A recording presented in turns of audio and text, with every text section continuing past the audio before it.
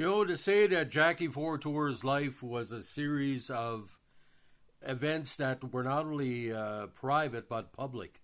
He was probably the most important Acadian Metis figures of the modern era, and he had influence on people seeking out the rights of non-status and Aboriginal people in the province. He motivated status, he motivated non-status, because he saw what the Crown did to him, expropriating the land of his family and 228 other families in Kouchibouguac to make the park as wrong and illegal, which was proven to be just by his actions. So today we're going to read from a very interesting editorial by Ronald Rudin of Concordia University. It's called The Many Lives of Jackie Vautour. Now that's an understatement to begin with. Now we're going to narrate the editorial. We're not going to do the whole thing because it's more, it feels like what they call a G-test. But there's some important points that Ronald talks about. Gives you another impression of Jackie's situation. I have my own views. Ronald has his own views as well. Now, this is how it goes. The death of Jackie Vautour in February 2021 did not come as much as a surprise. It was widely reported in the press that a 92-year-old was not well, and this was confirmed by photos of him during his last court appearances that continued up to the very end as he never stopped contesting the legitimacy of Kouchibouguac National Park.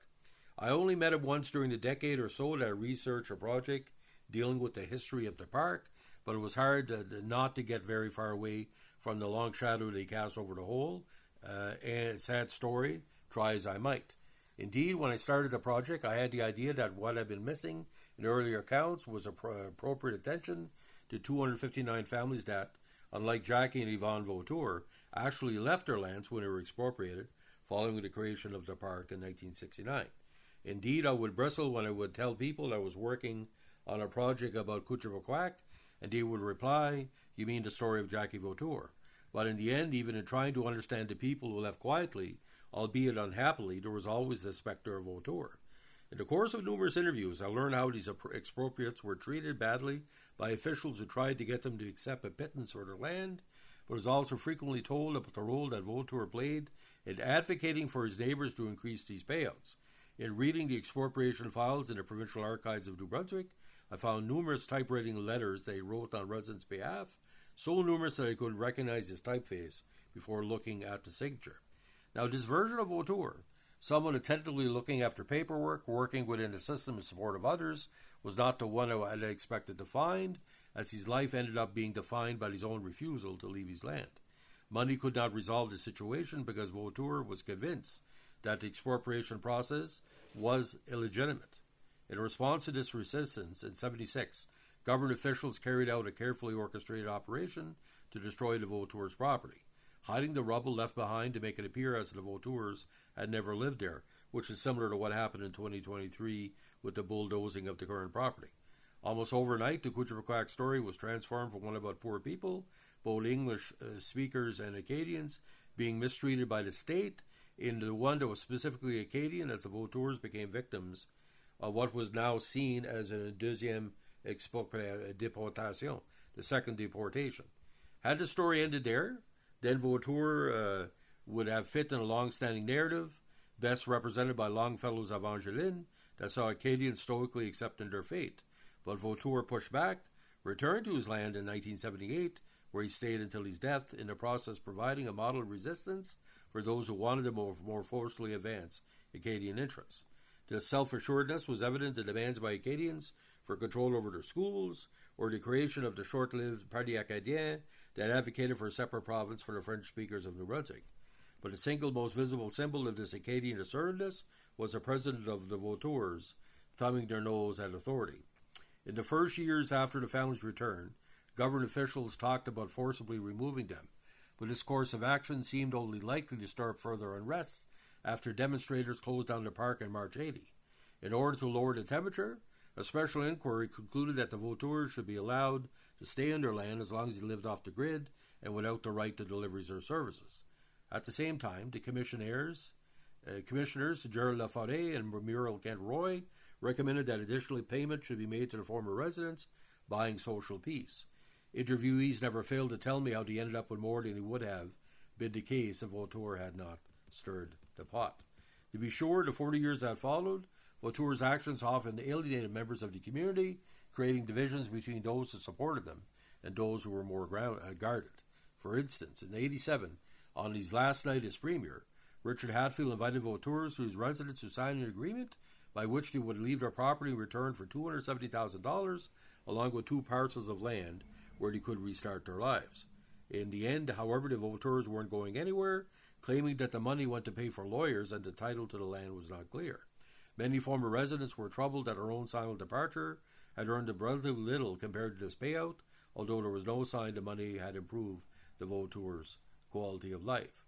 Now, most recently, divisions within the community were sown by Vautour's decisions to challenge the legitimacy of the park by claiming Métis ancestry. As he put it in 2007 in the premiere of a documentary film about his life, if you are an Acadian or Quebecois, you are most likely Métis. I encourage you to join the real struggle for social justice. I encourage you to join the Métis.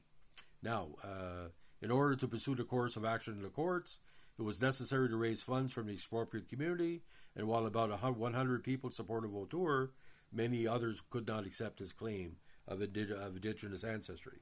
Now, I learned over the years, however, there was always a mistake to confuse reservations about Vautour's tactics with a lack of sympathy for what he had tried to do for his neighbours.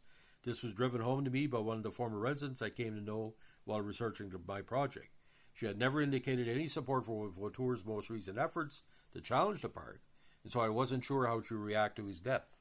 What I learned was that she had frequently looked in on the Vautours as his health was declining, because this is what you do for your neighbours, particularly ones that had given their lives for the community. Jackie Vautour was a complicated person, but there's no denying his legacy. Due to the resistance that he led, Parks Canada abandoned its long-standing policy of removing people against their will to create new national parks. This was a flawed policy from the start, based on the assumption that the residents had to leave so that nature could be displayed to tourists. Something would be impossible if people were in the way, as if nature only existed where there were no human presence. Of course, Robichaud was looking at a make-work project for the people of the park, and again misguided. Now he goes on to say, but most conspicuously, Vautour left his mark on Acadian New Brunswick. In recognition of his role in redefining what it meant to be Acadian, he had been featured in the visual arts as well as in novels, poetry, theatre, and music. As for the larger Acadian public, while time may dim Vautour's legacy, it was still alive and well at the turn of a millennium.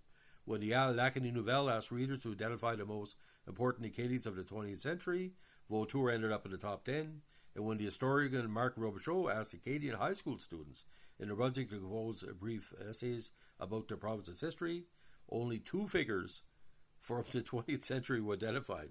Louis Robichaud, who created a park as Premier in 1969 with a collusion with Pierre Trudeau, and Jackie Vautour. Now, I will close by a way of reference to my afternoon in the Vautour's trailer in 2011. I had hoped to interview him, but he made it clear that nothing he said could be on the record, leaving me with only a series of impressions. I recalled that on one wall there were a series of images which in a sense represented the arc of his life. A photo of Vautour nicely dressed in a suit and tie for a meeting in Ottawa with Jean Chrétien, then the minister responsible for Parks Canada in 1974, spoke to his efforts to secure better terms for his community. A newspaper sketch showed him on a cross marked November 76. The Monty's house was destroyed. A tribute to him at the 34th anniversary of the bulldozing portrayed the resident as a victim of a genocide and those convicted for supporting them as political prisoners. In addition, I recall how the Vautours hosted a steady stream of visitors who were made to feel welcome. It was almost as the Vautours were living a normal life, but in the end this was a badly deteriorating trailer when it was there a decade before his death. Efforts to repair it were blocked by Parks Canada, which had barred the provision of services since 1980. Indeed, during my afternoon Vautours, I noticed that the RCP cruisers frequently slowed down in front of the trailer. I was told they were making sure that no one was violating the rules. Now, Jackie Vautour's life ended up being defined by his efforts to cling to his property, the perfect metaphor for a people whose history was to a large extent defined by their own dispossession. In that regard, it's hardly surprising that he became a mythical figure, but it's worth remembering that he has also someone who simply worked for and with his neighbors. Now, to comment on this editorial, you can write to editor jnbs@stu.ca. Ronald Rudin is a distinguished professor emeritus at Concordia University, and he's author of Kouchibouguac, Removal, Resistance, and Remembrance at the Acadian National Park, and co-creator of the accompanying website, Returning the Voices to Kouchibouguac National Park. Now, ladies and gentlemen, this is a distinguished scholar that basically has talked about the situation with Jackie Vautour. To be aware of the whole situation, again, this is a very complex situation, especially with the 87 Memorandum of Understanding. But the idea, ladies and gentlemen, this is still not settled. With the recent arrests at the site in July of the firekeepers, the sacred fire going on, the court case coming up on the 17th with some of the people that have been coordinating the fire.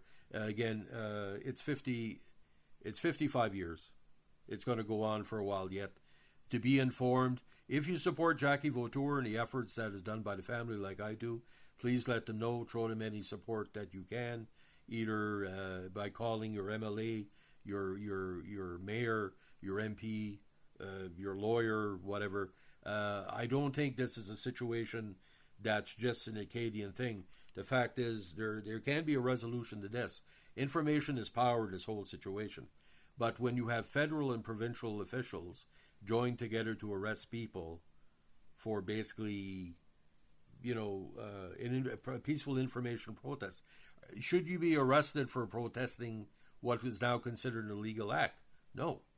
It was illegal to begin with.